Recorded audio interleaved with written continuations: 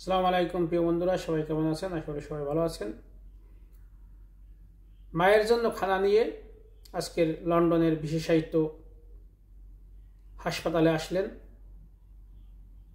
জনাব জননেতা বিএনপির ভারপ্রাপ্ত চেয়ারম্যান তারেক রহমান। আপনারা দেখুন যে মায়ের প্রতি যে ভালোবাসা।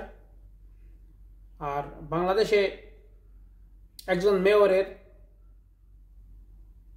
গাড়ি বেড়া, শুধু খানা অফিসে খানা আনার জন্য গাড়ি বেড়া প্রত্যেক বছর 28 লক্ষ টাকা খরচ হইতো শুধু গাড়ির পিছনে, শুধু বাসা থেকে খানা নিয়ে এসে রুমে খাইতো।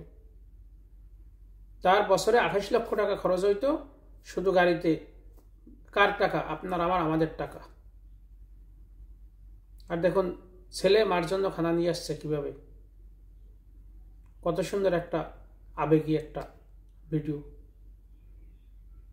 দেখছেন। তারপর এখান থেকে তাবিতে বল যে তিনি গেছেন, তিনি আগাই আসছেন এবং সাথে ভাবিও আসছে, যে আপনারা দেখছেন ভাবিও আসছে, সাথে খানা নিয়ে আসছেন।